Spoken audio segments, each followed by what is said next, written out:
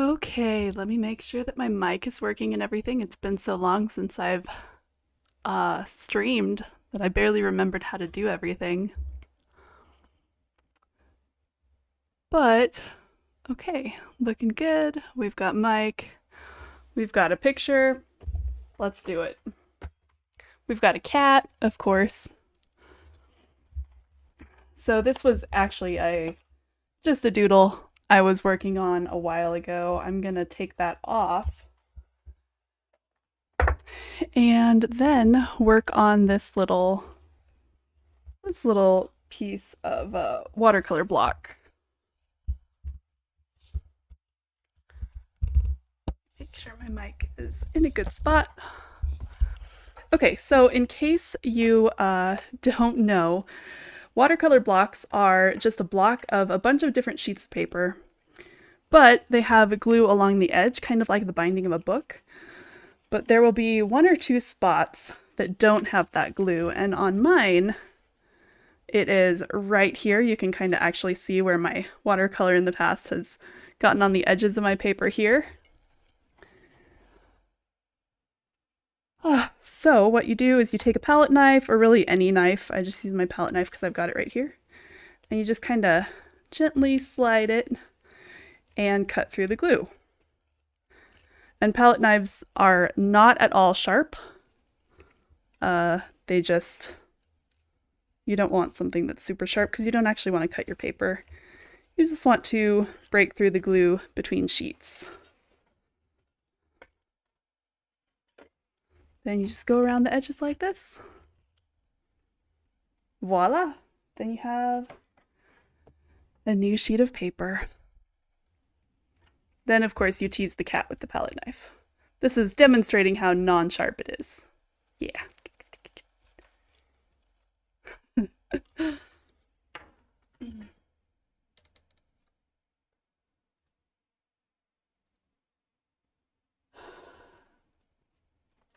Okay, so now actually is my least favorite part where I have to A, decide what I'm going to paint, and B, draw it. Let me see if I can get the camera to focus a little bit better. There we go.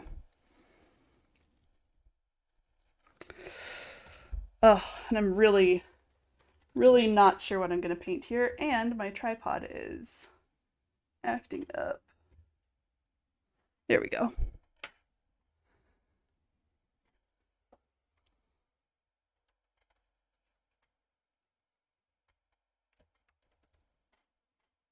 Not actually sure where my all chat is right now, but so I have a decision to make.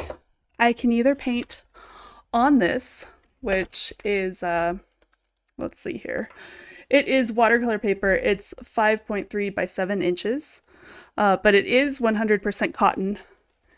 Thank you so much, AJ. Okay. Hey, everybody. Thanks for coming in. Welcome. I'm just getting ready to do a little bit of watercolor. Step 1 of watercolor is apparently letting my cat drink my watercolor water before it's actually got toxic paint in it. So hopefully she gets her fill before I add the paint. But yeah, I know that all of you came from AJ's. Thank you so much. Okay, step 1 is deciding what I want to paint. I'm thinking pears because of Nashi, and he is one of my patrons on Patreon. Also, they're easy to draw, and I don't want to stress myself out. Cat, can you please just get back in your basket now? Anytime now. Anytime, sweetie. Okay. But yes, so if I'm thinking pears, I'm going to try something a little bit different. All of you who have been here before have seen me be very meticulous in my painting style. But I'm going to try to loosen up a little bit and maybe just freehand some pears in a bowl. I do want that nice clean edge that you get if you tape it down. So even though I'm actually painting on a watercolor block, I am going to add some washi tape around the edges. Lots of times artists tape down their paper. Thank you so much for the follow. Some HR Ginger robot art. Oh my gosh. I don't know about that. I don't know about that, Nashi. Okay. I am going to tape down the edges. Lots of times artists, I was going to say watercolor artists, you tape down the edges for a couple of reasons. First of all, your paper buckles when you add so much water to it. So if you're doing any type of wet on wet, you get a lot of buckling.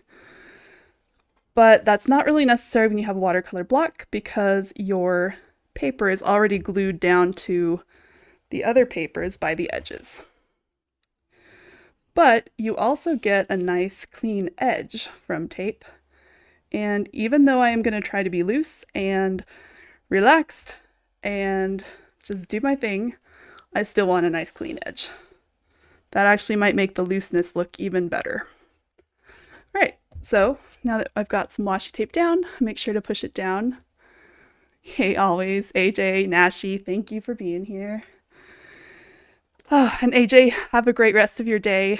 I really enjoyed listening to you. Beauty and the Beast is going to be stuck in my head now. Okay. I'm not going to let myself, well, I'm not going to say that. I was going to say I won't erase anything, but I immediately chickened out. All right. I'm thinking, can't decide if I want to do portrait or landscape. I definitely want to do pears in a bowl. Probably a blue bowl because blue and green, yellow pears look really good. Let's just start with a nice kind of pretty shallow bowl. I want it to one side. Gonna go for an oval here. Some people are good at drawing ovals. I was never that great at it, but I'm just gonna go for it. Then we're gonna say that our bowl has kind of a lip.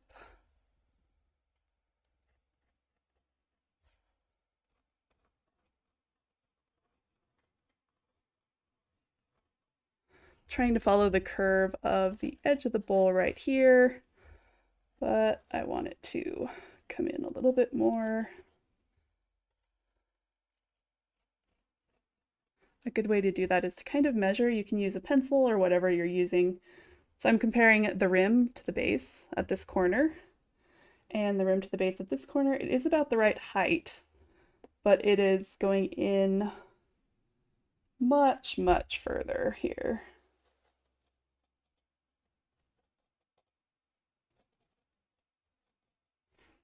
I wanted the bowl to be a little bit less, let's see if I have a kneaded eraser here somewhere. It's been so long since I both streamed and so long since I have really painted anything.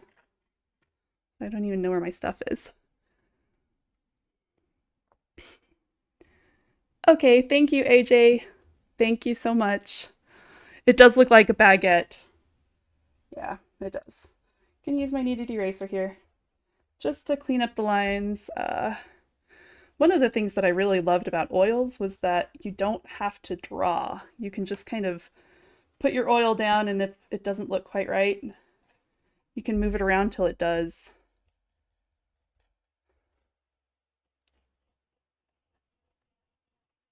So I want the bowl to kind of just be secondary to the pears. So let's think about this. I think we'll have one laying right about here. I'm going to say that this bowl is really too small to contain all of our pears. So we're going to start with the top part will be here. The base will be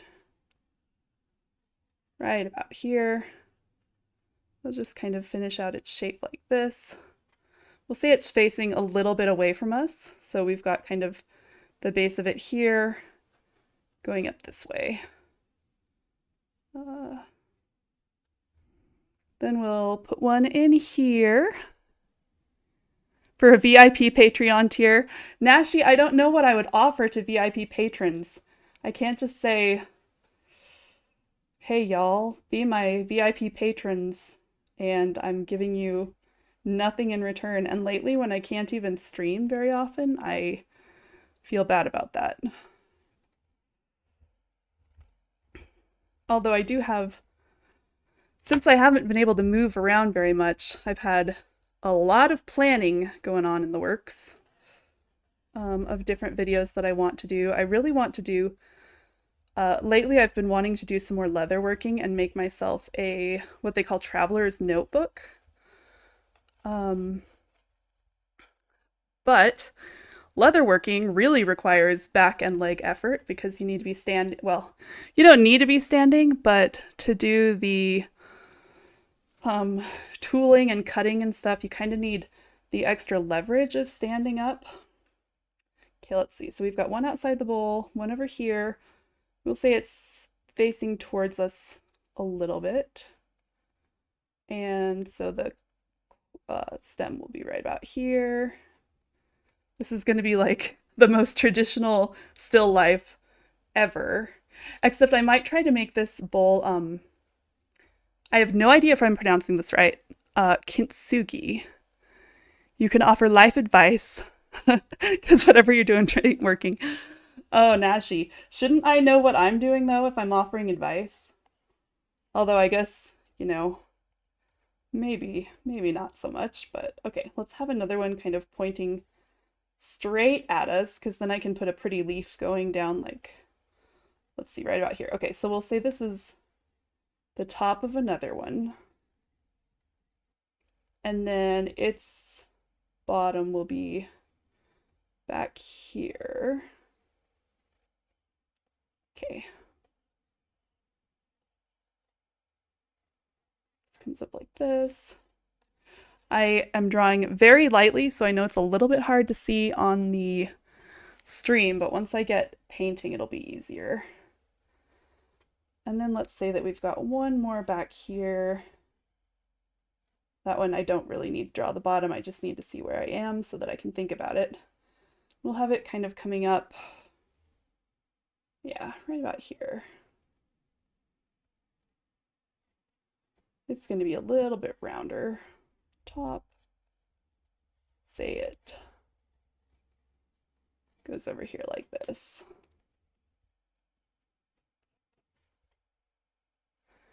Okay, I'm trying to think if I like that. I might put a leaf.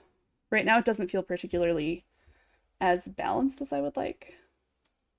This will be kind of the core poking out from behind here. Actually, I want to make that a little bit shorter because it's actually longer, but it's hitting the pear right about here on the other side.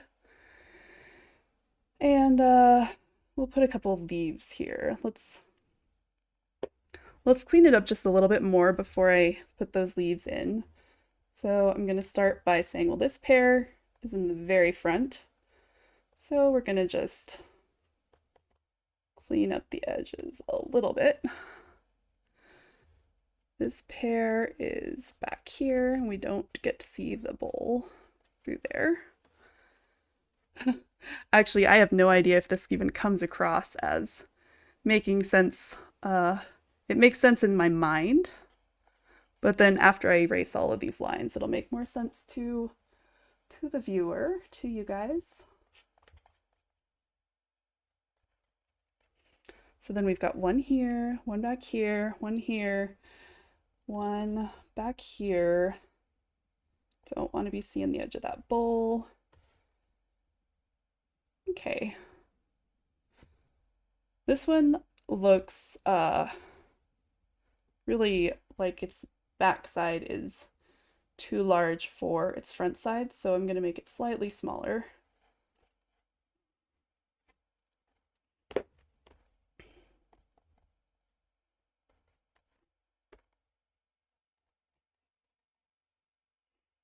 Also, because this is 100% watercolor paper, it should be pretty easy to make it the paint flow nicely. Okay, you use the pear bookmarks all the time. Awesome, I love it. That is the correct pronunciation. Oh my goodness, AJ, I love that art form also. I recently watched a movie that really made me think about it a lot, and then I had to look up what it was called because I'd learned about it some in art school, but I couldn't remember the name of it. And I watched this movie called, and I was not expecting to like it, movie called K-pop Demon Hunters. And K-pop, if you're not familiar with it, is for Korean pop music. Um, and they're these girls who are fighting demons with the power of their voices, basically. And I thought it was going to be really silly, but it actually turned out to have a really nice message of shame and how shame holds you back. Uh, it's it was really good, and I've watched it a couple times since then. And whoops, that's my phone, which is currently, well, you're just gonna get to listen to my phone's music ringtone for a minute here, because I have no way to Oh, HR Geiger, I did. You're right. I read that one wrong. Yes. So in case you can hear, my phone's ringtone is Sing Sing Sing. It's big band music. I love it. HR Geiger? That's wrong? Okay. Then you're gonna have to tell me how to pronounce it, Nashi, because clearly my reading is not working. Giger. He's Swiss. Okay. Okay, that makes more sense. I forgot that I wanted this one to be pointed more towards us. So that's probably why I did this big in the first place, because I do really want to put leaves coming down here, kind of.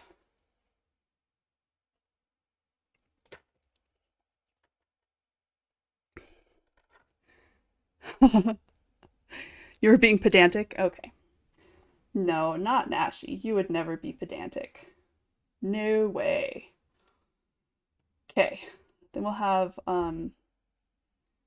maybe I actually want the core coming off like this. And then, or the stem rather, and then a pretty leaf coming off over here.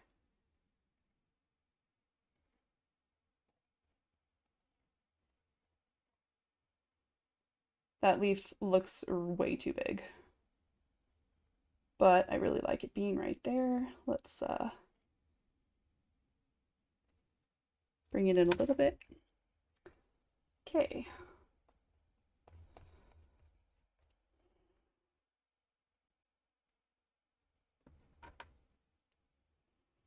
And then maybe one just sitting back here. Actually, I think I want it to go right over that corner of the bowl, because that way it's more difficult to see mistakes that I've made in the bowl. We'll say this leaf is curled up a little, like that.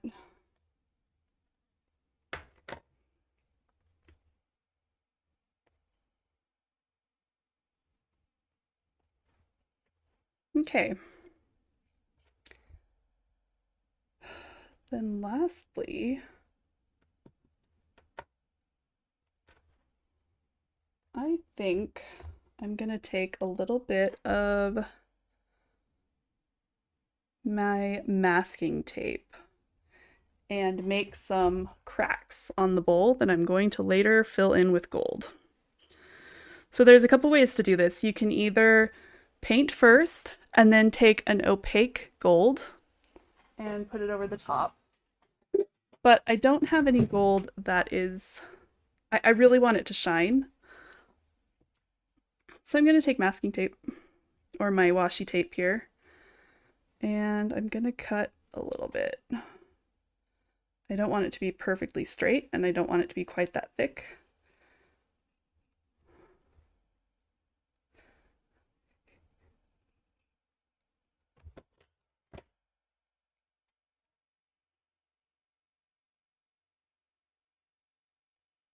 I'm gonna put this right about there and just rip it off with my nail. I think back here will be a really good spot to show something like that, as though it had cracked right around that edge. Gonna make a couple even thinner strips. For the record, I have no idea if this is going to work or look how I want it to look, but we're gonna try.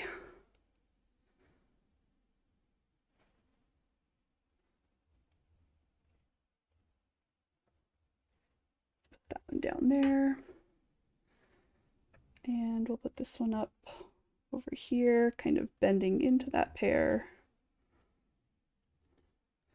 My washi tape might not stick well enough to make this work, but if it doesn't, I will try the more opaque golds. I'll just find one. My fingernails are too short to pick it up like I'd want to. Okay, I'm gonna rip that one off at the edge of the bowl. Okay, good. And then we'll want one more flash of gold back here.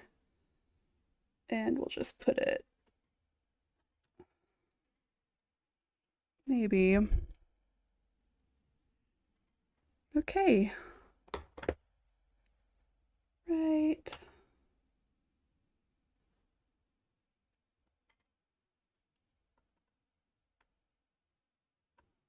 Maybe it could just go up the back side like that. All right, now final prep. I told myself I'm doing loose, which means I am not taking all this time. It's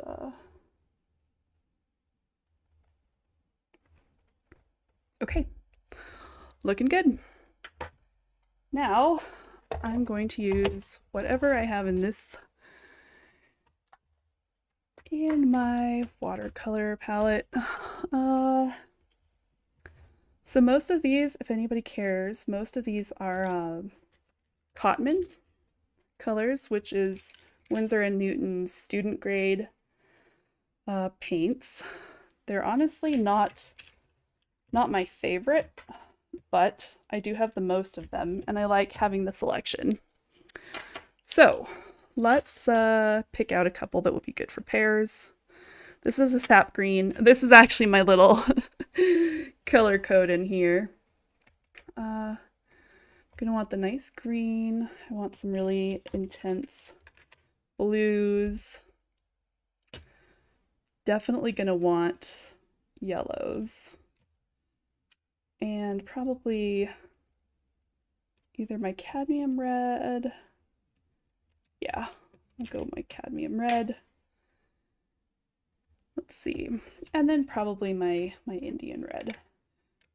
I don't know what color I'll make the background yet. Probably something really warm. Let's see if we've got gold and blue. I'm going to test out these colors real quick. I'm going to put our pear painting aside for a minute and use just this doodle that I was playing with when I was trying to make myself excited for painting again about a week ago. I like to limit my color palette, but I do like to have it arranged somewhat by color. Okay, so let's just see how these work. This is actually a brush that I picked up in Florence that I really, really love for when you're doing any type of wet on wet. I'm gonna go ahead and get this wet a little bit and just put some moisture in here on my paints. Then I'm gonna pick up, my favorite brush isn't here. I've taken it off somewhere and forgotten it. So I'm gonna use this one. Oh yeah, this is one of my favorite blues. Here it is with kind of a dry brushing technique. Here it is wet on wet, and we want to wet on dry. That's great.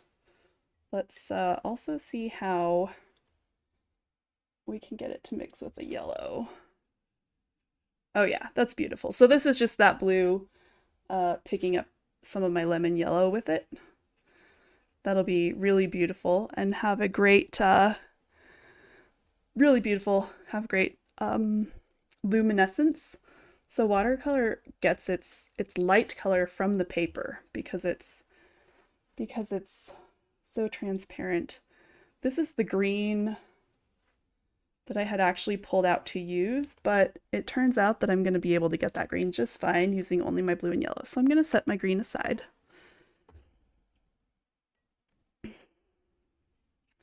Let's check on my cadmium red. I've still got a lot of that blue on my brush.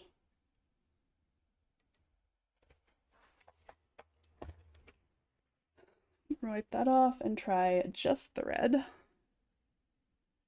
Yeah, that'll be good.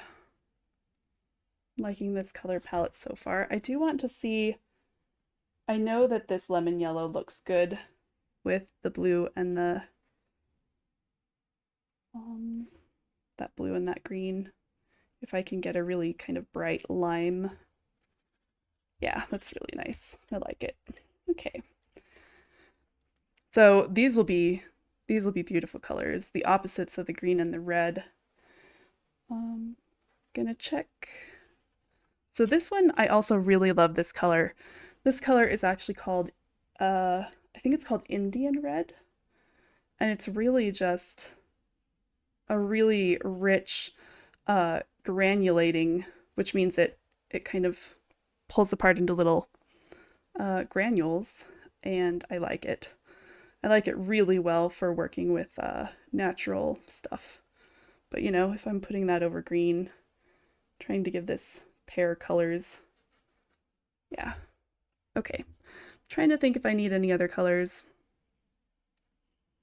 I want the blue to be really dark and so that the gold will show up well enough. Okay, yeah, so I'm gonna keep that just next to me here, and then I'm gonna make sure that I have everything I need ready to paint and then go for it. Not going to be using that one.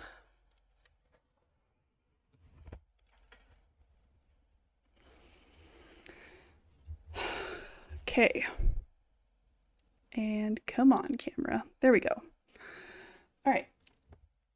I think I will lighten up the edges just a little bit by using my kneaded eraser and just kind of dabbing on that graphite. It lifts a lot because I don't want it to show through my watercolor. Okay, then we're just gonna go for it. I'm gonna start with this one in the back. Okay, I really need to decide. I think I'm gonna have my light coming from kind of this direction. Just something that if I don't think about before, I screw stuff up. So my light's going to be coming at things here. So this will be lighter here, lighter here. This guy would be really light on top and on this side, and darker down here. Yeah, okay. I'm going to start with my yellow, which currently has a lot of green in it. And as much as I hate to do it because it uses up a lot of the pigment, I'm going to clean that out. There we go. A little bit of green is okay, but I want yellow. Also have my paper towel here ready because water control is, man, one of the biggest difficulties I have with watercolor.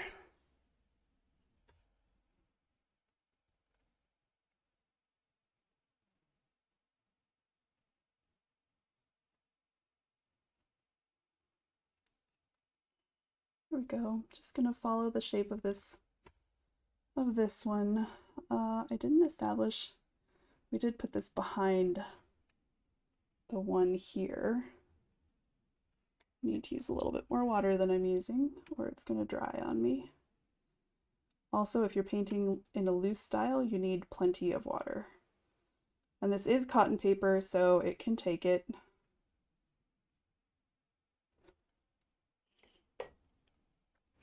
Gonna do that. I'm going to let that dry a little bit while I block in some of the brighter spots on this one as well.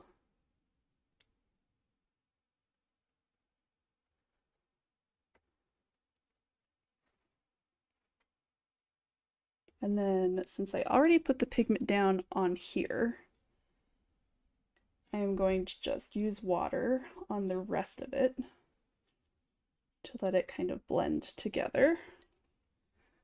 Then I'm going to get some of that blue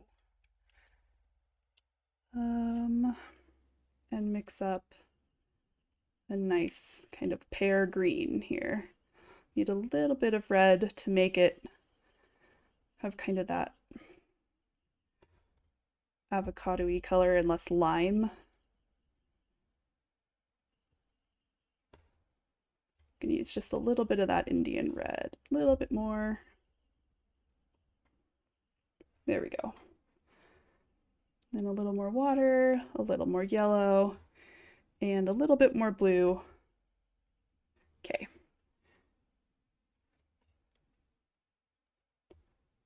Just gonna put this right along the base and along here. Then I'm gonna clean my brush a little bit, make sure that there's enough water for that to continue, just kind of bleed upward. And then finally, I want a more pure green. So I lied, I am gonna go back in and use just the sap green that I had taken out.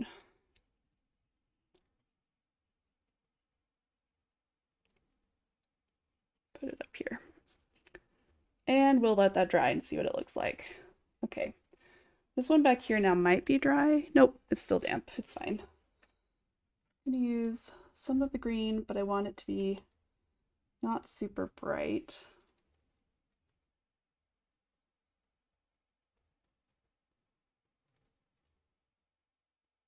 So if you think about this as, the reason I drew them in two balls is because there are kind of two ball shapes in this, what I'm kind of trying to do here. So I laid down the green. Now I am just making sure that the rest of the pear is equally moist so that the pigment can follow that up. And then I'm gonna add just a little bit of blue in there to be pretty.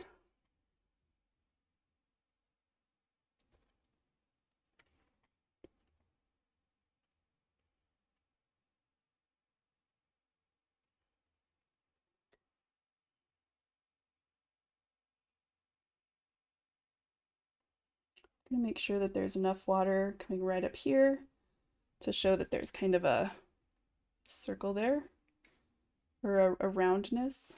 Then I'm gonna lift it and let it go. This one's getting a ton of blooms, which is not what I was going for, but my water control is really out of practice, so that's what we're getting. Okay, let's work on this this leaf now. Oh, the blooms on this one are driving me crazy. Gonna go ahead and get some more yellow. I'm gonna dull it down just a little bit though. And I don't want to do this one or this one because they're gonna touch that one and it's wet. So I'm gonna work on one of these leaves and say, okay, I do want the leaves to be a different green than the pears. So, but I'm going to use the same base colors here.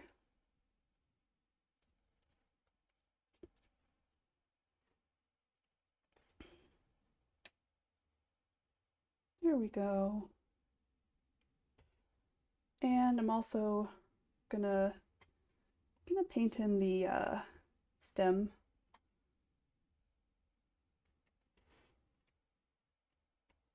And I can't remember, did we decide this was paint facing towards us or away from us?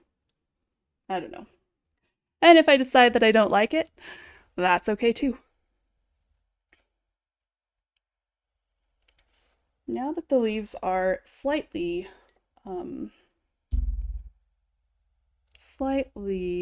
drying, I didn't really decide how I wanted the leaves to differ.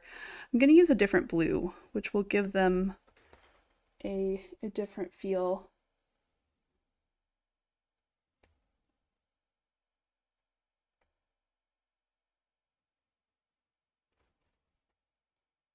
Just kind of let that bleed a little bit. Then I'm going to clean my brush, but make sure it still has some water on it, and lift that just slightly.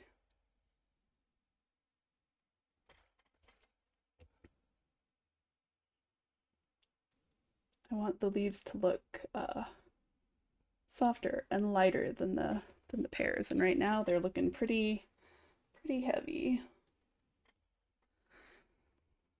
Oh, okay. That pear is still wet.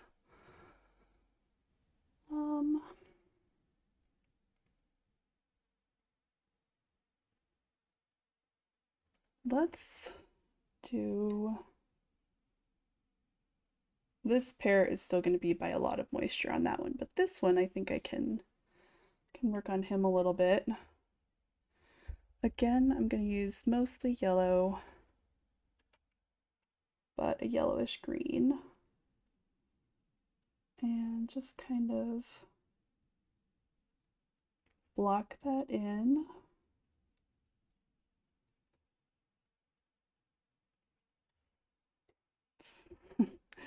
Not only has it been a long time since I've painted, it's been an even longer time since I've used the cotton paper, which is the good stuff, and it's so much easier to manipulate the colors.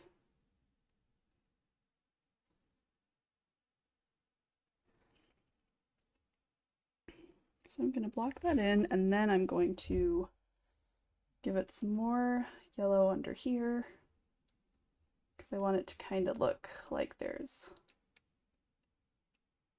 a shadow on this one. I'm going to see if I can lift any of this yellow off of right along the top. There we go. Oh my goodness, I've been sticking my hand in my blue paint. Check it out.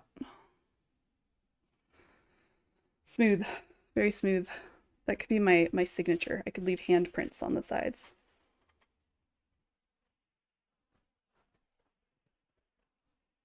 Okay.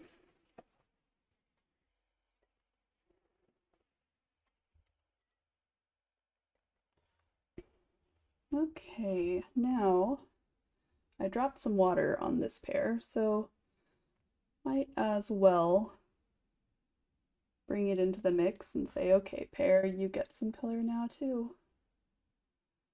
I don't want it to bleed into that one, so I'm going to just try to leave a very thin line of dry paper between it and that yellow pear, but I am going to be using similar colors, so it won't matter as much as if they were going to be separate colors. Let's see, we've got some darker right back here, and then lighter right there, and lighter right here.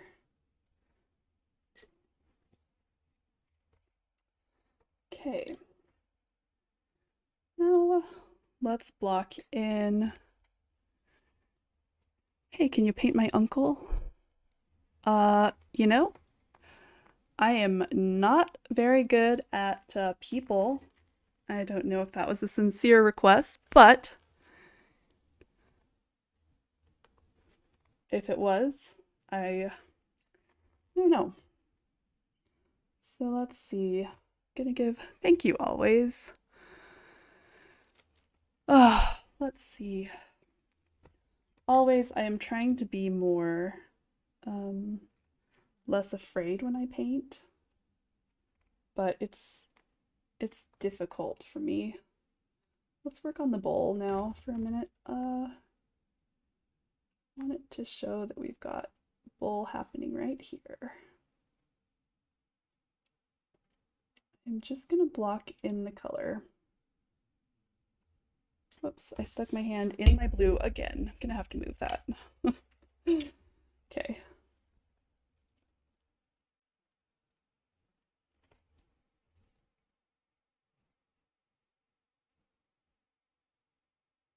There we go. Then let that blue go right there. Okay. Let's go ahead and put the blue in on the rest of the places of the bowl. Just that straight, intense blue.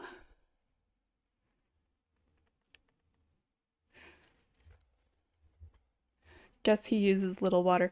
Yeah, I've actually tried to make my watercolor look like oils before, and it's a very different technique, but it's fun. It also takes a lot of layers because while oil is so nice and opaque, which is one of the beauties of oils, watercolor is, you know, translucent on purpose, intentionally, and it gets a lot of, there are very different techniques. Also, when you're using oil, you kind of go dark to light. With watercolor, if you do that, you can't really go back because of its transparency. Okay. I changed the shape of the bowl over here, so I'm gonna just alter it right over here to reflect that. And I'm gonna go ahead and go in here. It looks like my washi tape is working pretty well for taping it off, but it's always kind of difficult to tell until you actually take it off and see if it bled through. But I think if it bled through, I can just kind of use that to my advantage anyway and make it look like cracks. I'm not too worried about it. Okay, the bottom of this bowl is what's going to be good here. Okay, oh, I love the color over here. It's beautiful.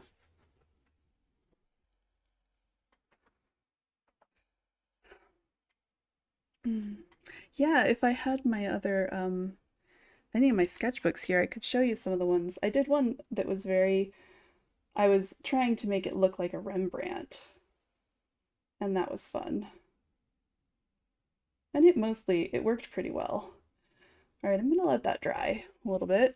I want to add a little bit more blue though on this first layer down here before it gets completely dry. This blue is its actual name is Intense Blue, and it is named that because it's an intense pigment, but I really love it, and so I tend to use it often. There we go.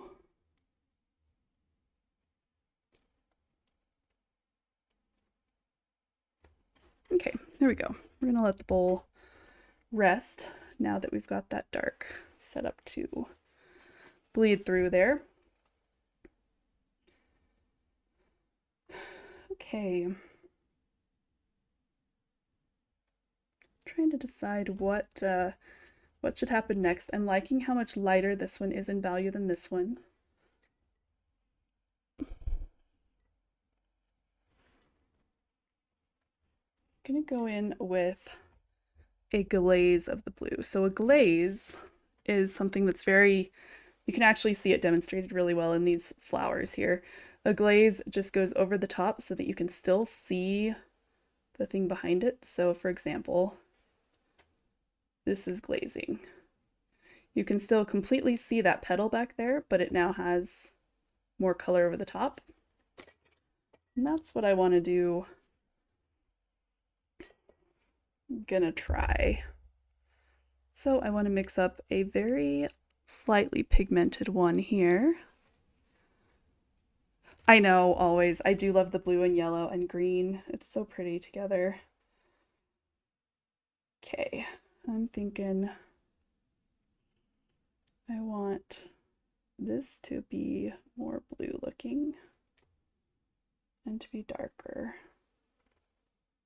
Just gonna go ahead and with a little bit more water, make this pear greener than it is.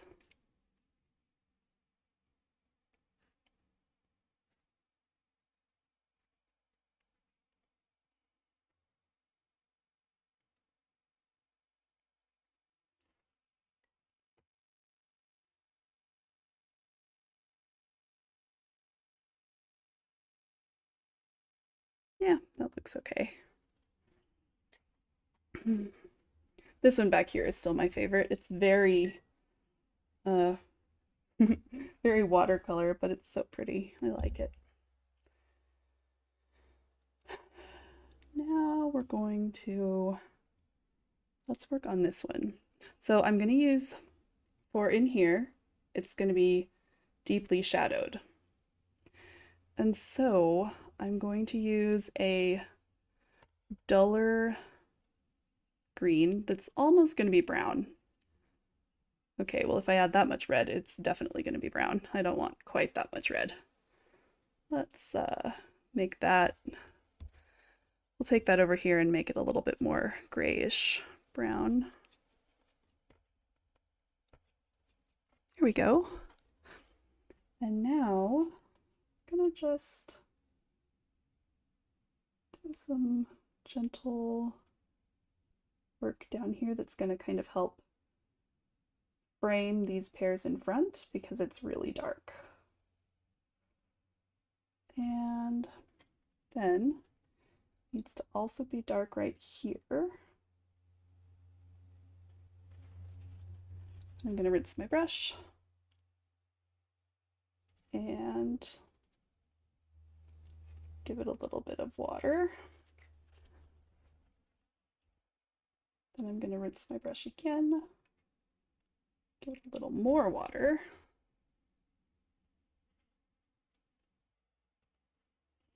Try to follow that shape.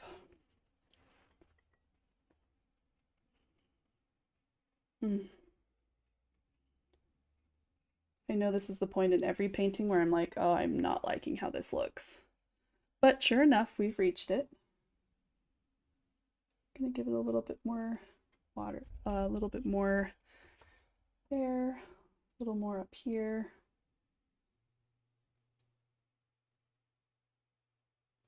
Now that it is nice and wet, it can bleed upwards a little. There's also be a slight cast shadow from that pear on it. So we'll put that there, and we're gonna let it go. Who knows? I might end up using this as the postcard. I might not if I don't like it. Okay.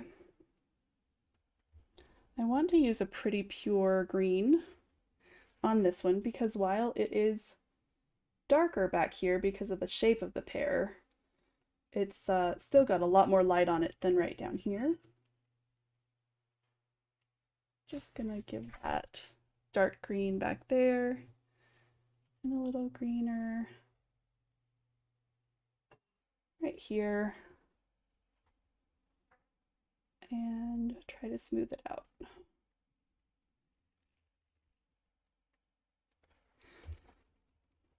Yeah, I'm actually liking this one pretty well. Well, they look like pears, so that's good. Thanks, Nashi.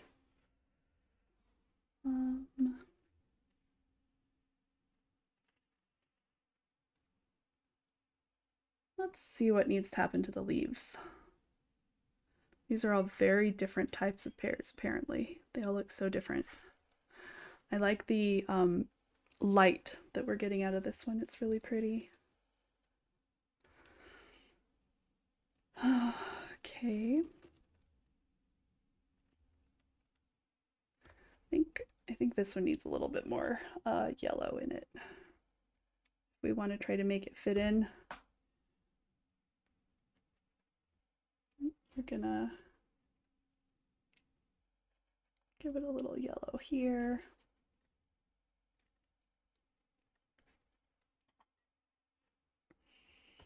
And a little yellow up here.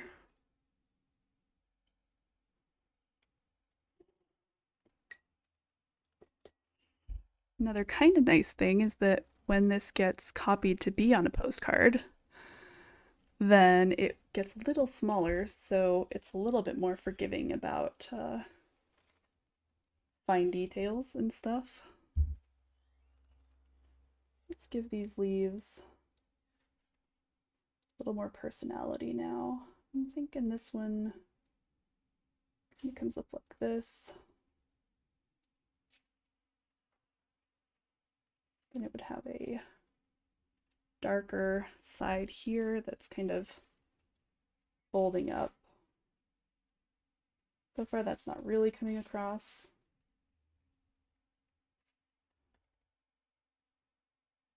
But if we're just looking at very stylized stuff, that's okay.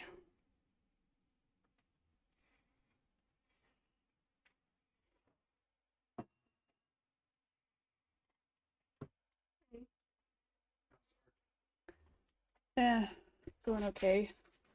My back hurts.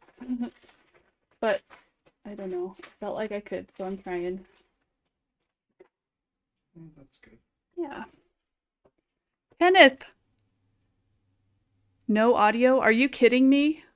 Oh, you have no audio, not me. Oh my gosh. That scared me.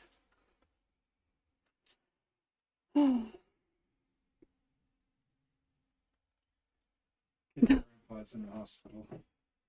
Oh, okay. What's going on? I don't know. Leanne took him to the ER because of something with his leg and foot or something like that. Okay. So it was just their grandma at home, and I said that if they needed anything, like Yeah. they needed to take the kids or something, just let us know. Yeah, of course. Okay, thank you, dear.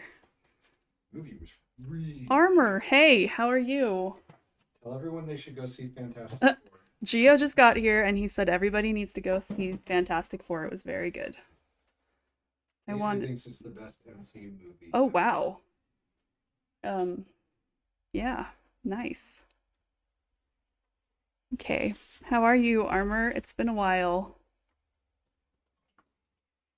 You know what? My favorite pair here is the one that I did completely wet and just let it go, which is what I was planning to do on all of these. Are you painting pears? Yes. Is Nashi there? Nashi is here. Nashi, I don't know if you just heard that. Gio just said, "Are you painting pears?" And I'm like, "Yes." He's like, "Is Nashi there?" And I'm like, "Yes." Also, Gio, pears are a simple shape. Nashi sends dancing frogs to you. Also, Nashi is one of the patrons, so if this is going out on the card for patrons, then it's only fair. You're not gonna paint Derpy Tiger? I will paint Derpy Tiger when I'm feeling more up to it. You can guess what movie was on at the house when I got there. I'm not surprised. All right, I'm gonna add, there are two kinds of fruits, pears and not pears. So true. And we only paint the good fruits in this place. I'm gonna give this one a little bit more green on it. I like it.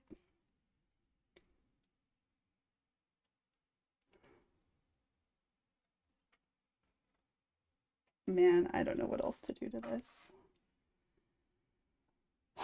Maybe it needs a table behind it.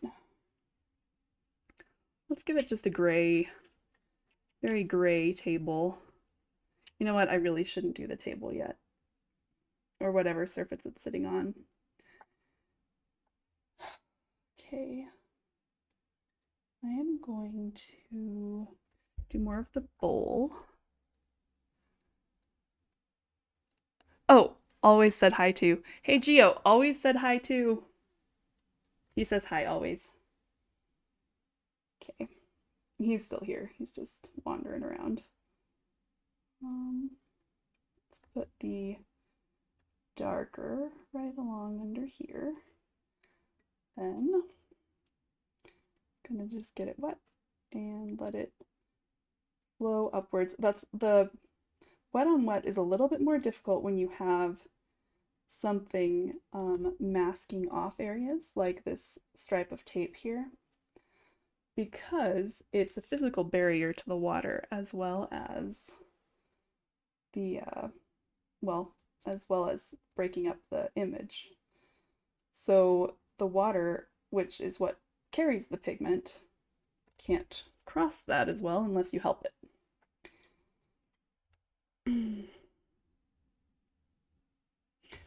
I think I'm going to get this whole pair wet and do the same technique that I did on that one in the back, because it's pretty and I like it. So what we're going to do is get it wet. Even going to let the bowl bleed into it on purpose.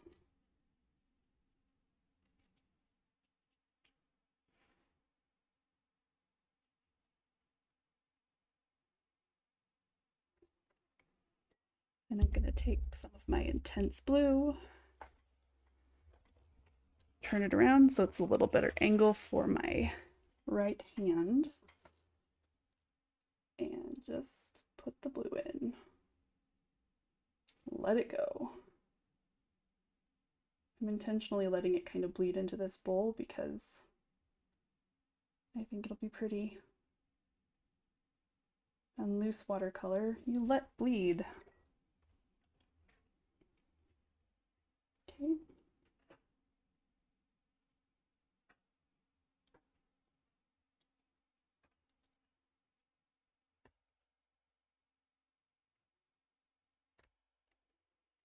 Great. Looks good. Now up at the top, I'm going to take some yellow.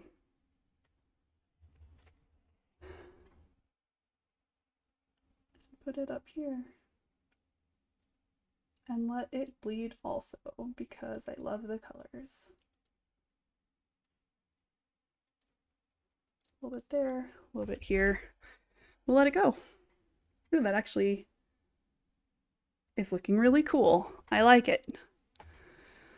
This is why we push through the wow, I hate this painting phase.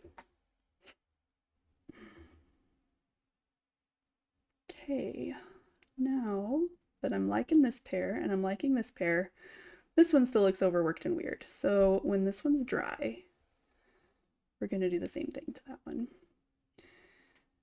This one, I don't want to do that too because I'm afraid that we will lose the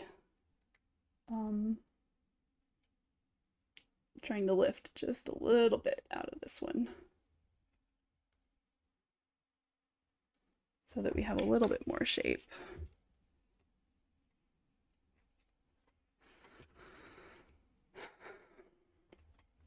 Okay. All right, what should we do to the leaf? Let's just pick a completely different weird green and use it a little bit.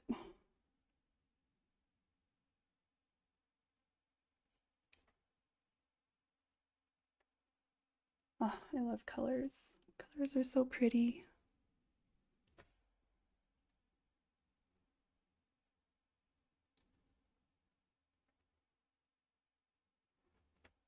I need to practice drawing leaves sometime.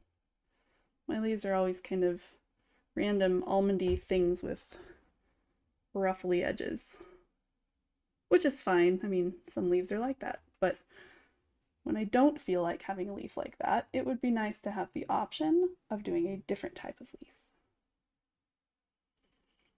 All right, one thing that I really want to do is make sure that the bowl is very dark, because then my gold lines will show up better. So I'm going to put in some more pigment.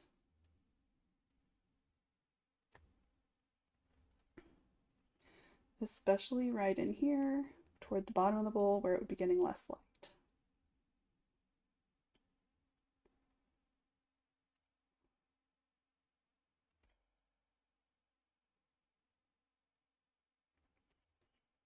Now I'm going to clean off my brush, make sure it's still wet,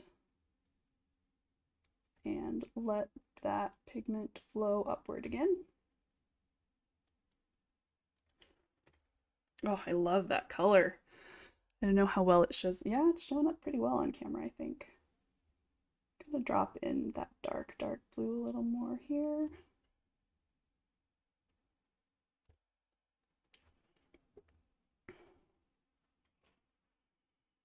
And then I'm also going to do a really kind of dark up here right at the top. We're going to say that this bowl is ceramic and that this is a glaze on it. And that the firing made it kind of have some lighter spots and some darker spots. Now over here on the right, we still have to define where the edge of the bowl is. So we'll do that, and then we'll let that rest a little bit. Looks good.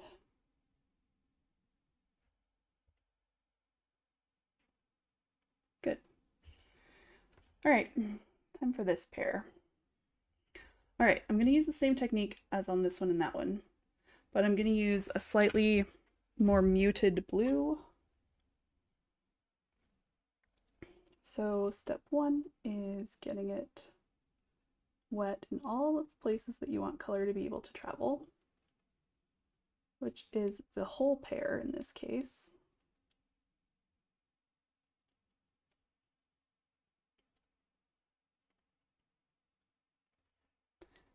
And then some more blue. I'm gonna mix the blue with just a tad of the brown that we used on this pair before.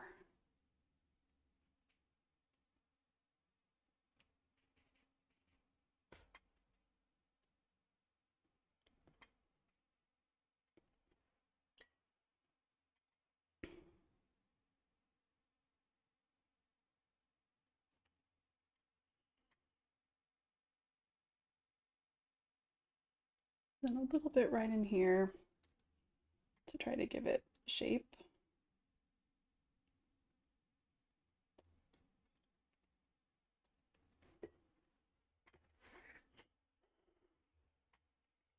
I like how it really stands out against the pairs around it. The contrast is important for showing form and where things are in front of other things.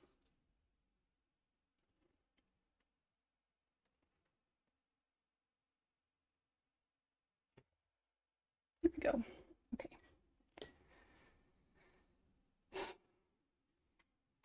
Now this one is the tricky one. I don't want to lose that beautiful light quality that we've got so far, but I want to build up the color. So I'm going to just use this straight sap green.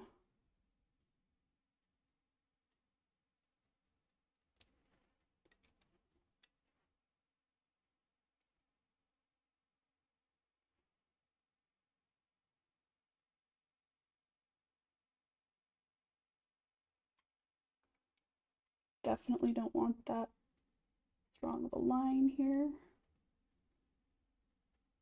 Let's see if we can get it to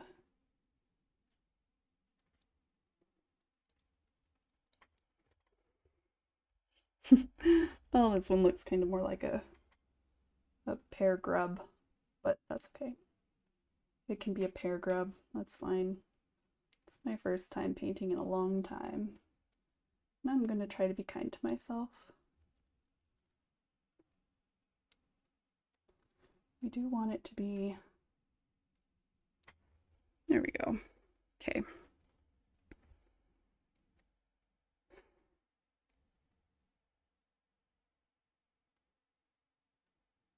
Yeah, I like it so far. Okay.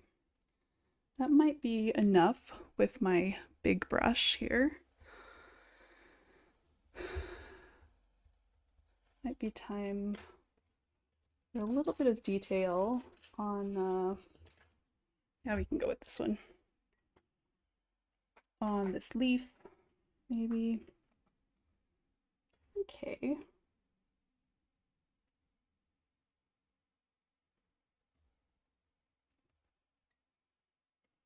want to show that the veins are kind of, that it's got veins, but my leaves this round are very, very stylized.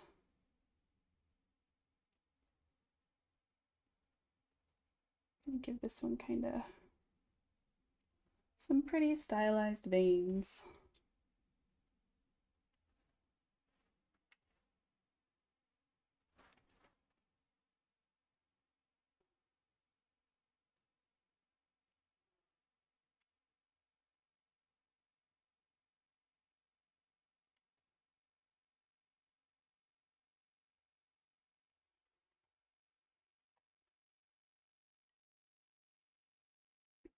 And we'll give this one a little bit of a greener stem, give it a little more shape maybe.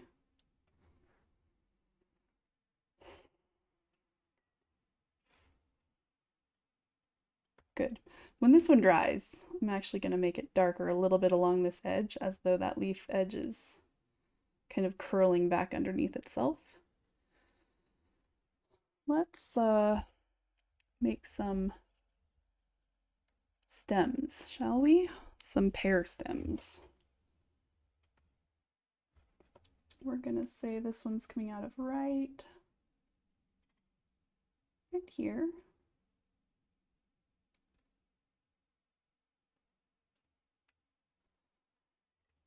Now I'm going to dab off my brush and see if I can lift a little bit. Maybe I'm going to give it kind of a little knob on the end.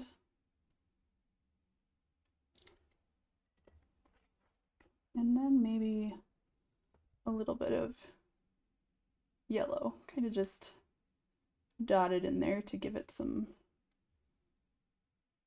to make sure that the color is still kind of matching the rest of these. I want it to be a little bit darker at the base also, just to suggest kind of that that's where it's coming out.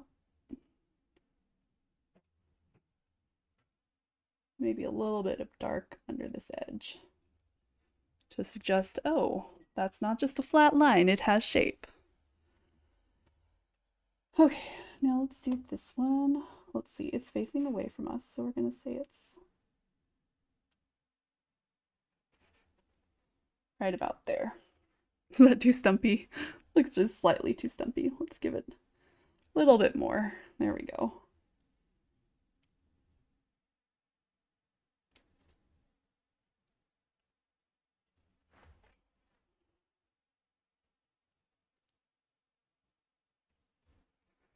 Okay.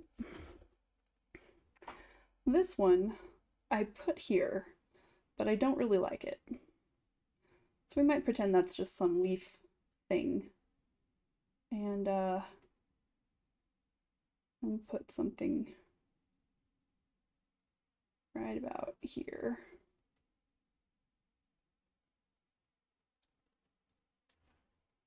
The trick on this one is going to be getting it to look like it is overlapping the bowl, when I definitely painted in that dark already. I'm gonna see if I can lift, but I think that intense blue is a staining color. Yeah, so it's not gonna lift because it stains the paper. Other colors, sometimes you can lift out. There we go. That'll be fine. Then I'm going to give it just a little bit of a curve there. Okay, this one is also going to be coming out right about here.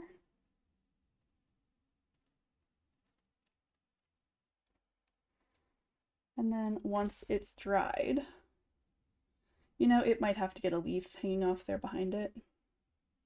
That would look really, it would look fitting. Okay, always, thank you. Okay, let me see if I can get you guys a really good close-up of some of this. So you can kind of see the detail going on. This stem is looking really good. I like it. With just a few darker lines on the bottom, suddenly it has form. This one over here is still wet, so we're waiting until that's calmed down a little bit. Don't know what to do with this little stumpy guy. I guess I'll give him a darker bottom too and see what happens. Just a little bit of... And again, when this is turned into a postcard and about half the size, a little bit less, a little bit more than half the size, but there we go. Give that one just a little. Then we're gonna give this one a little bit of darker pigment right back here. Just a little there, a little there.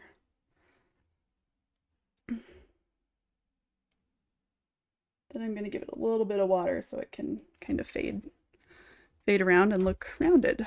And that's what a difference it makes on just a little, little core, not core, little pear stump. Stem is the word I'm looking for. Okay, now background. And maybe a little bit of darker on this leaf.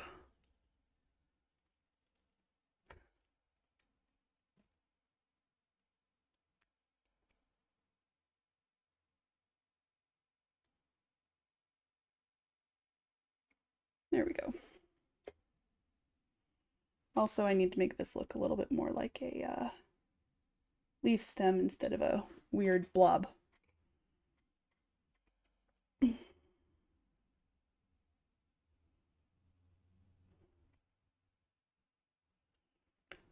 So some sort of warm color would be kind of neat. Maybe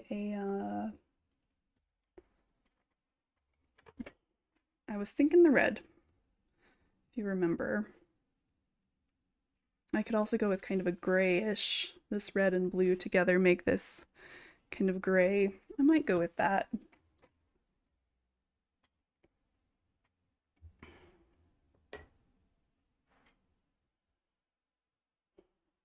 When it is completely, I'm going to wait for it to dry a little bit more. Okay, the last thing we worked on was that leaf. Okay, I'm going to take my washi tape again. And decide where I want the horizon line. And just put this down so that I do get a nice, pretty sharp horizon line. I don't want to bisect or intersect any of these angles. Right here would be pretty good.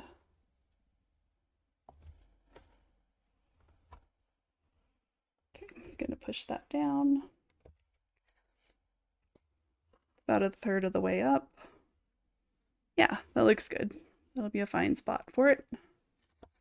Now, if I want a leaf back here, I need to do it. So I'm gonna do it. Just gonna freehand it with paint instead of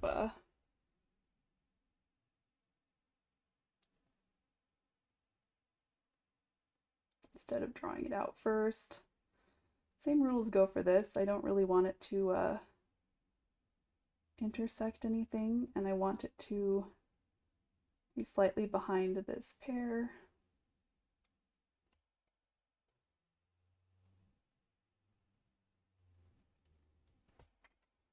I want it to look like the leaf was growing upwards, because that's how it would be growing. So we'll do that, and then I'm gonna let it dry a little bit.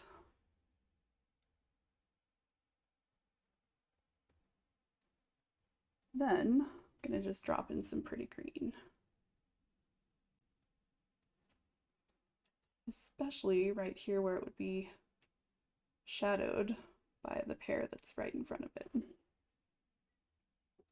Okay, we're gonna let that dry, see what it looks like. Let's think about the table now.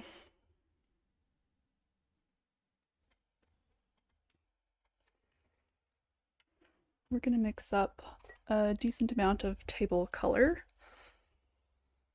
I think I'm going to do the background gray. Both the table will be gray and the wall will be gray, but the table is going to be a much darker gray. It's going to be the same colors though. So I'm going to get this cadmium red, which is very orange. So when you mix it with blue like this, it doesn't so much make a purple as kind of a brownish gray. I mean, it's purpley gray, but it'll be really pretty with pairs how they are. So I'm gonna add a little bit more water to it. I've got my really big brush, and I'm just gonna go for it. Not really gonna worry about being exact. I'm actually trying to miss a few places and let my brush strokes show.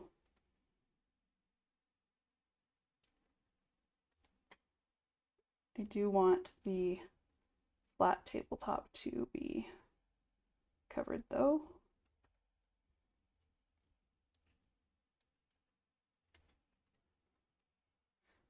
Up here.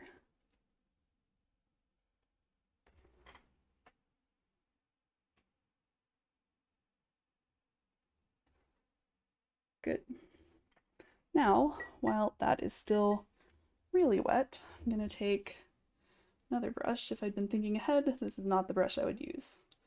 But I'm going to load it up with similar, with the same color really, and just put some shadow in here under the pear. Man, this is not at all the brush I want to be using. It does not hold water. Okay, this one will be a little better. Gonna get some of that brown.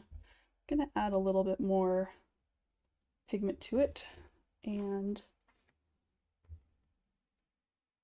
make sure that I peel the tape up right there where that is, because I don't want that. And I'm gonna just kind of pull it out in a very dry brush technique, which I really like. It gives a cool texture. Same on this leaf. We'd have some shadow of the leaf right there. I want that to kind of look like the stem here, and then where it actually hits the table, I want it to be a little bit darker. And again, just needs to suggest it. And maybe just a little bit more right up under here.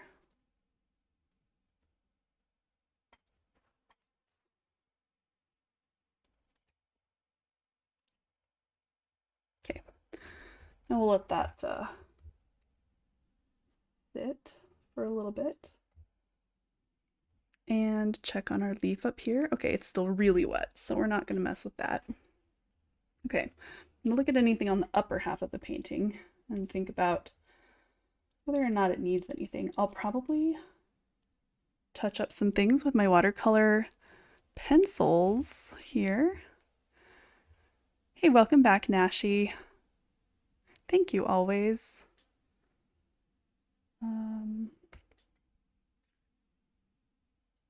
Okay, let's come up with a good color for the back. Now this is a very neutral, it's slightly purple, but it's a very neutral color.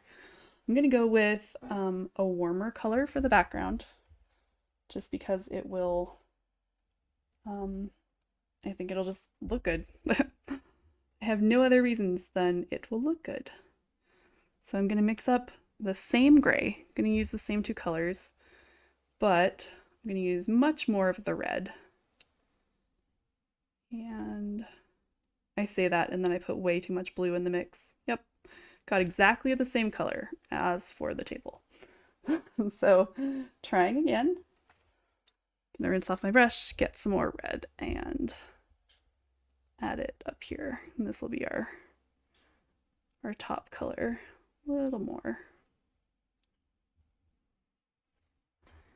I'm gonna move that out of the way. And I'm going to go ahead and mix in this little bit of green that's in my palette. I really like using the pigments that are left over from mixing in my mixing wells. I started out doing it because I was so scared to waste any pigment. But now, well, I still am scared to waste any pigment, which is silly. But partly now I really like it because it feels like every painting I make with this palette kind of is a continuation of the last and just kind of uses similar colors. And yeah, okay, need to adjust chair a little bit here. Sorry, cat, I bumped you. Oh my goodness, that was really rude, wasn't it? Yeah. She's like, why disturb the cat?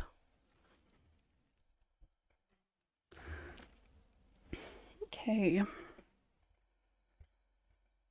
I want to finish with I want to make sure that the top of my table is finished before I do the background of like the wall or whatever is back there, because I need to move my tape to do it. But I think it looks good. So I'm going to go ahead and pull that up gently. And then I'm going to lay it back down, protecting the table, whatever surface this is, so that that is just one spot that I don't have to be too careful about not touching when I... Cat, you drank your water already. Now it's got poison in it. You can't have it. She's annoyed about that. All right, gonna turn it this way. Okay, one other thing I've got to think about here is I don't want my washi tape that's protecting my bowl lines to be in the way of my background. Let me see if I think I'm done with my bowl. No, it needs darker shadows inside there. So we're actually going to do that first so that I can remove my washi tape. Okay. This is just straight, that beautiful blue. So the bowl would be brighter on the edges here, darker down here at the bottom, and up along this side.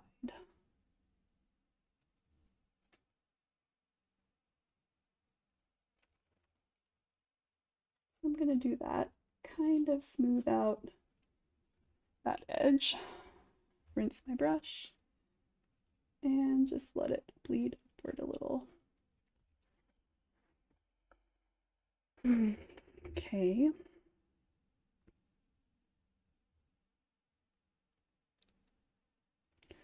On this side of the bowl, it would be darker really in most of these places.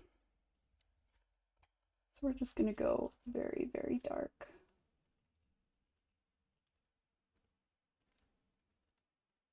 Around the edges of the tape. And it would be a little bit less dark right towards the brim, which is where more light would be hitting. So I'm just gonna paint that in with just water and let it bleed upward a little. Okay.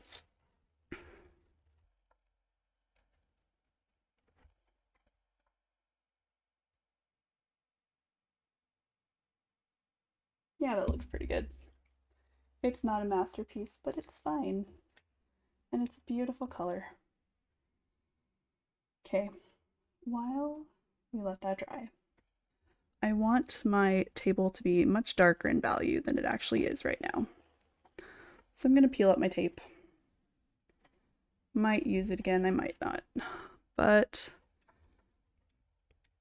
I'm going to give another layer to the table. Now that I've mixed up more of this perfect table color. And I'm going to go for it.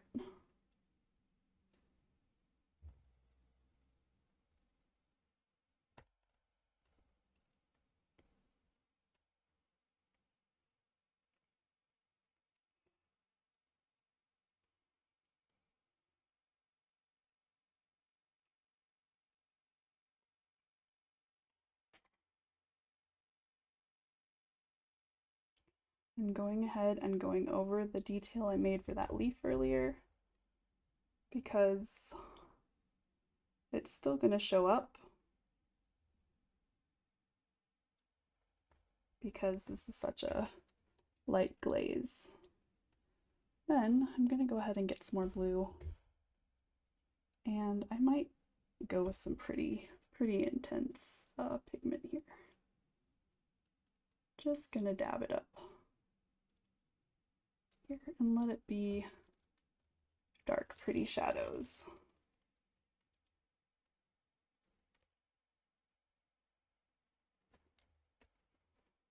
Some along here for this leaf.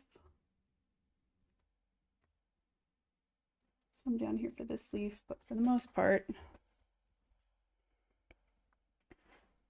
I'm gonna let it dry a little bit and add in some even more densely pigmented blue up under the table because I want it to look kind of like that blue is reflecting.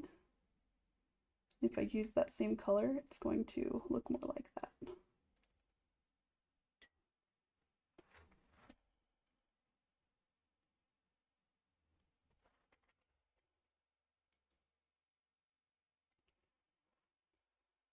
And then over here by the pear, I'm going to use some green in the shadow. And see what it does.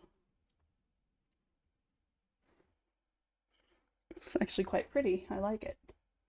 The leaf wouldn't have a lot of reflective quality, but I'm still going to put some green under there and let it show where it's really touching the table. There. It actually looks really cool. I'm going to pull it up here and show it to you close up and read some comments. Always, you absolutely should try watercolor. It is very simple. If you're just letting the water do pretty things, it's wonderful.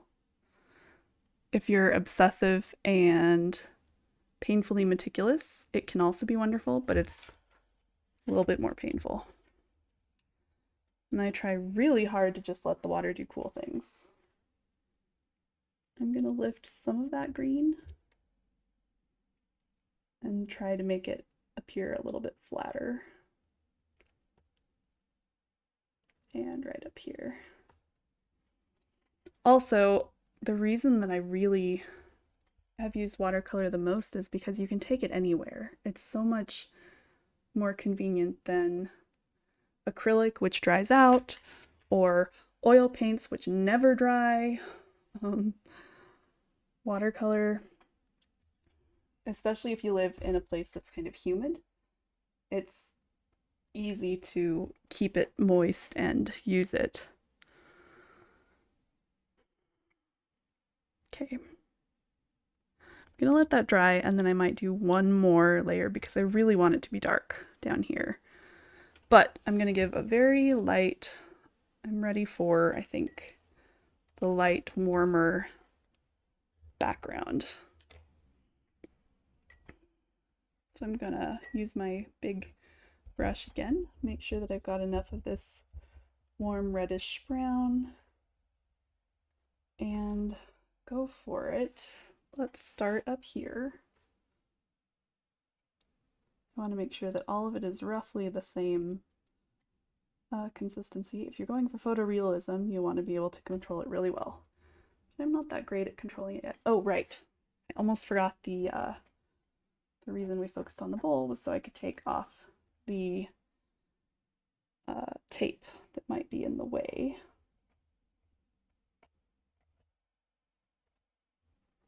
There we go, that one, and we'll take off this one.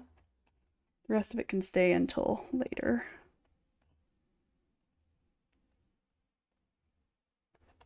All right, that one I kind of just scratched down. All right, let's do it a little bit more of the red. Okay.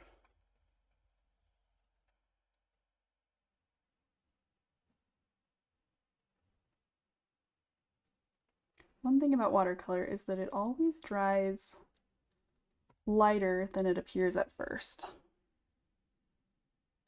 So this is already really light, but going to be even lighter as it dries. It's kind of just like if you get, your clothes wet, and wherever it's wet, it looks wetter. It looks darker. It's kind of tricky getting these little spots the same consistency, or to have the same amount of pigment to water ratio so that they look like they match whatever wall you're working on. But partly that's why it is handy to get a lot of this mixture already mixed up.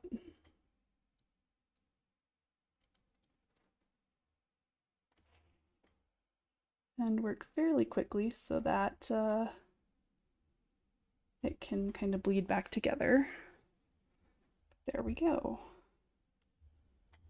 I'm gonna add just a little bit more right here because it's blooming and I don't want it to.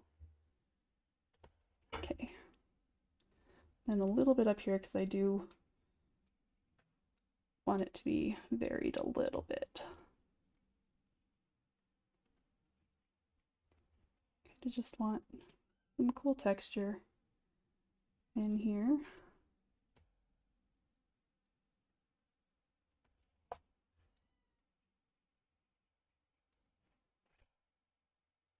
Okay, might be a little bit much right there. Okay. Oops, I just stuck my hand in it over here. That's all right. That'll give it kind of a weird texture, but I'm okay with that.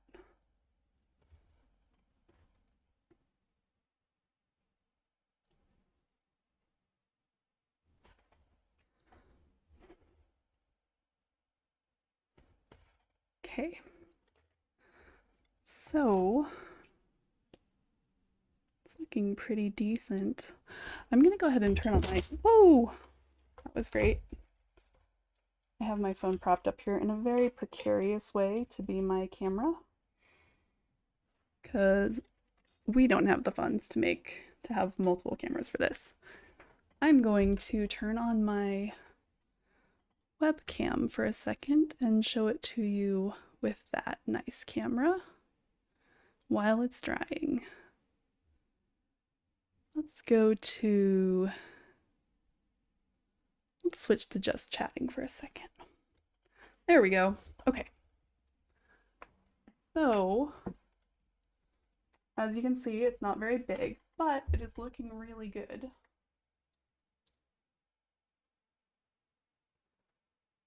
Okay. I can see by looking at this that I don't have enough contrast right in here. I want this pair, this pair to stand out a little bit more. The rest of it looks pretty good.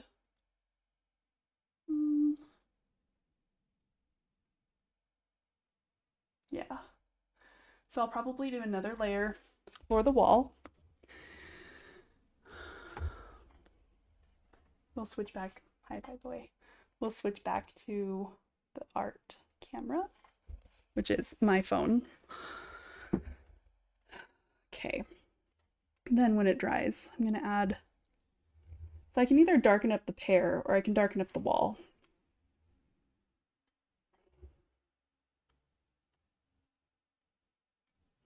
Might darken up the pear. Okay, I'm going to get out my Faber-Castell watercolor pencils. So these are gorgeous. As you can tell, I've rarely used them, but I love them because they're so colorful and beautiful. Let's see. I'm going to use just a nice yellow to kind of give this pear a little bit more shape. There we go.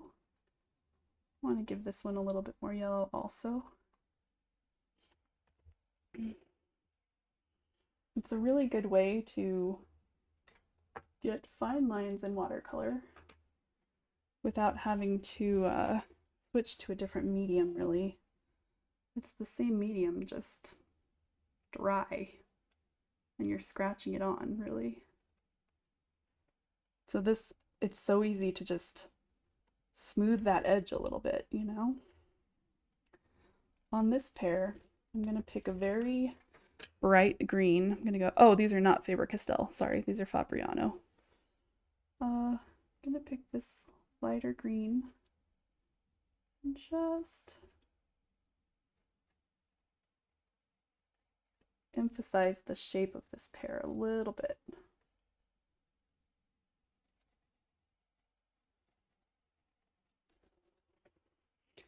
And then I can get that pigment exactly where I want it.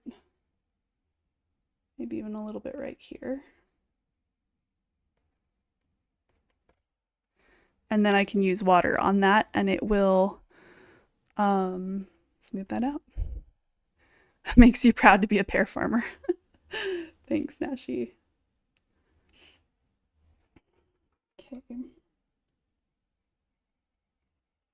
gonna darken this one up a little bit with this pretty green because it's really adding just a pretty color that I'm really liking it. So I'll give it a little bit more there. This one here needs a little bit of added shape, but I'm going to use this darker blue to kind of just make sure that that all looks like one piece now. That looks good.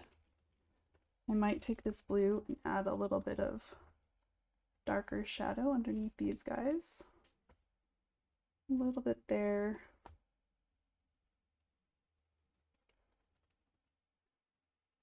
And again, I'm pressing quite lightly. Just wanted to add a little bit. But it's a more controlled way to add watercolor, especially when you're just kind of cleaning up the lines. Like on this leaf here. Just want it to look a little bit more pointed down here. Looks good. Thanks, AJ. Thank you. Going better than I was afraid it was going to go.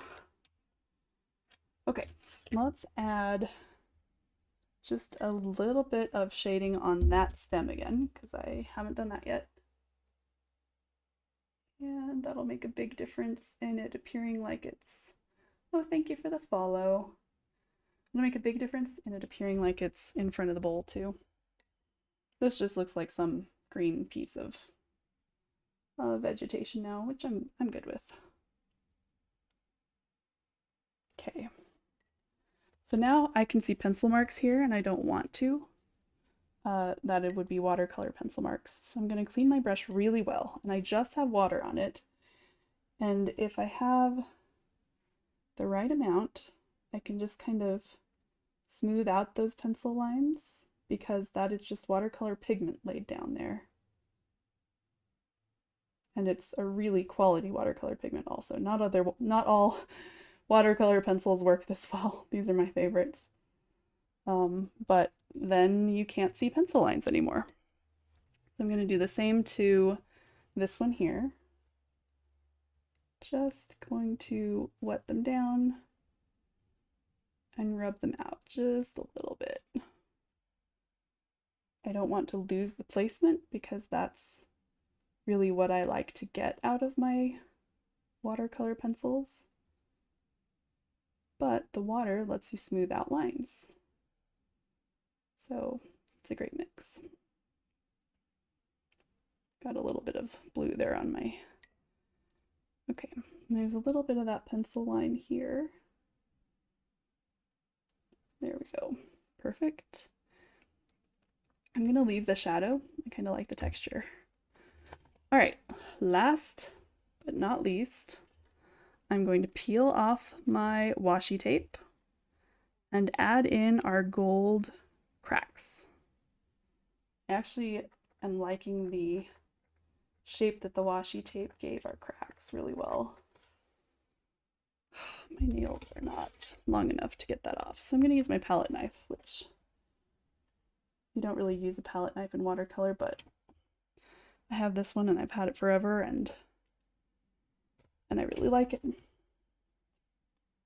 And clearly it still has uses, even when you're not mixing paints with it. Okay, awesome. I love how the cracks look. Okay, I need some gold paint, I think.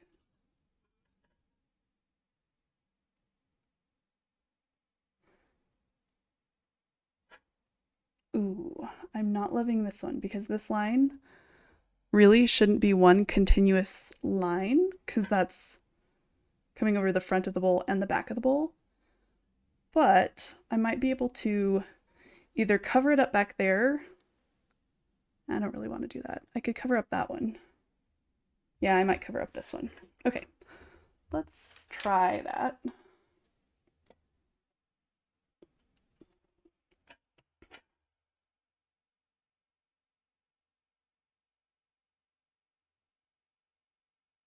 Okay.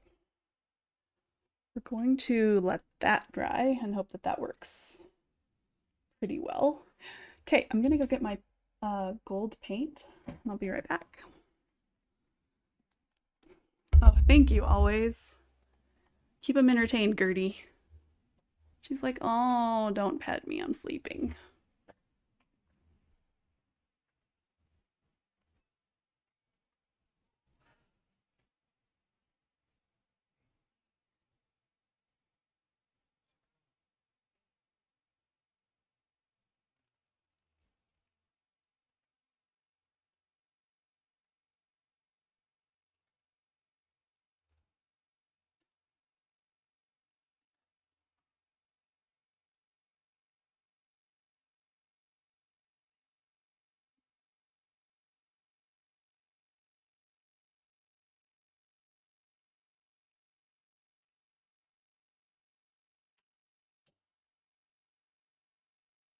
Okay, for my gold, I have a couple different options. I've used gold on illuminated manuscripts before. And for that, I like to use gold foil. I am not prepared to do that right now, though. So I have these watercolors, which are Art Philosophy by Prima Metallic Accents. I like their gold real well. Okay, I'm gonna pull it out here and have it. I also have this metallic crafter square metallic marker. I don't even remember where I got it. I don't remember if it works or what it looks like. So I'm gonna try it out on our test piece. Gonna shake it up.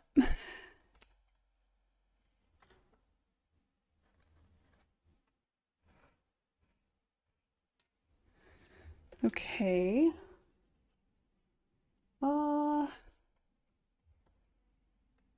Well, it's definitely not a gold color. It's kind of a dark brown-ish. Not what I want to use. Okay, that problem is solved then. Let's use some of this and check it out.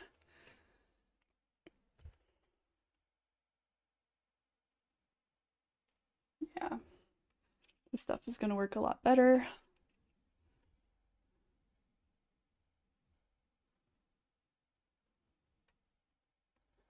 One fun thing about this stuff is that it can then shine.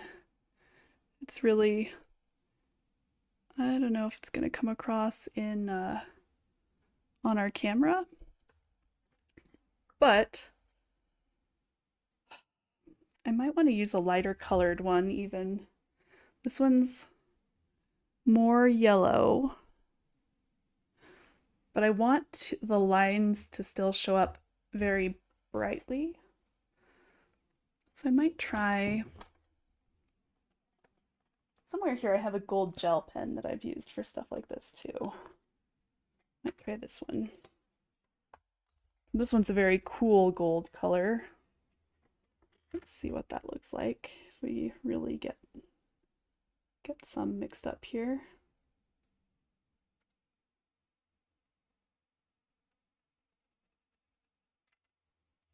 So you can see the difference in color. There is a shimmer, but it's really hard to see.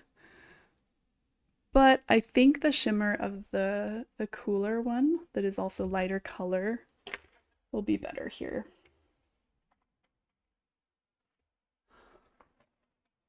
Looking around to see if I have any of my gold or gel pens, because that would be ideal, and that's even fairly opaque, but it's okay. We're going to use this one. So I'm giving it a little bit of water and really mixing it up good to have highly pigmented mix. And then I'm going to just dab it in here.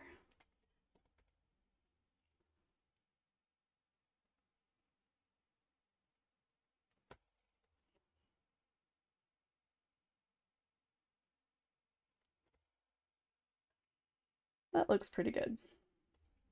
Looks definitely better than it could have.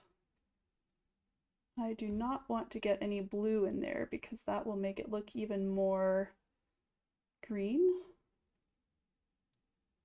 So I'm trying to be real careful not to touch the blue.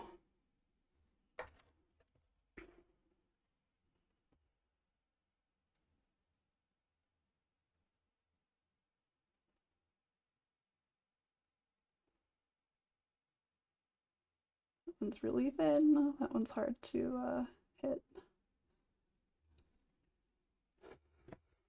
All right.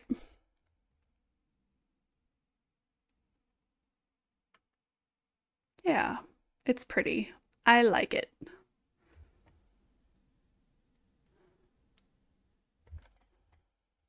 I'm still having issues with the little mistake leaf here. So I'm gonna take, I don't want this bright green. I'm gonna take one of my Fabriano pencils and give it a little bit of a shadow underneath it. Whatever it is, I want it to look like it's there on purpose. It helps a little.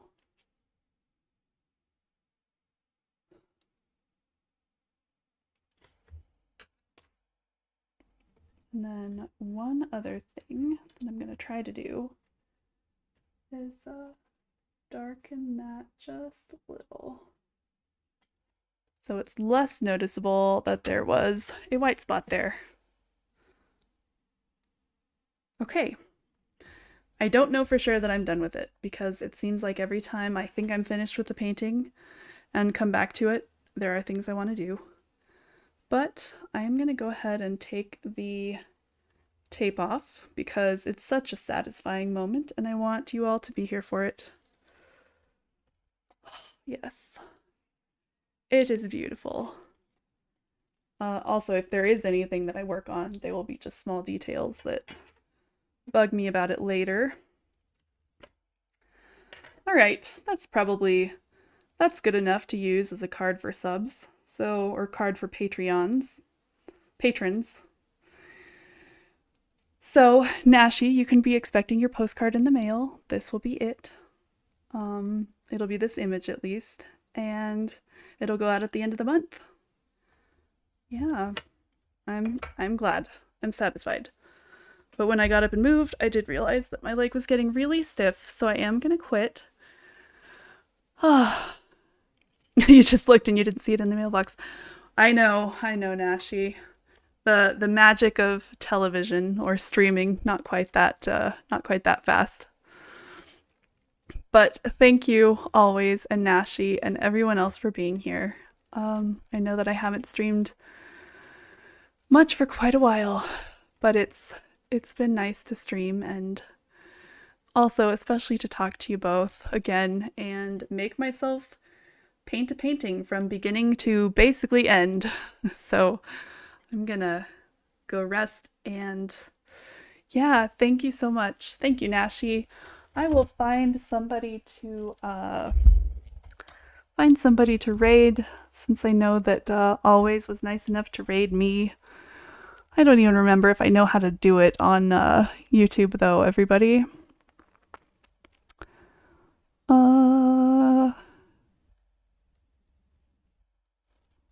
Let's see. She did raid.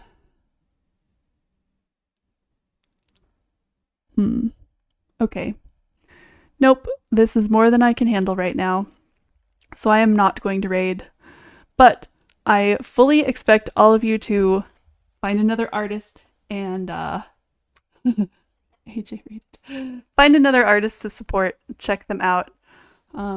Twitch always has really neat different versions of art going on. And Nashi, always, everyone, I will see you next time. Please remember that you are priceless. You have infinite strength and potential. Treat yourself and others accordingly, and I will see you next time. Say bye, Gertie. Wave. Wave, Gertie, wave. There we go. Cat waving. Bye, everyone.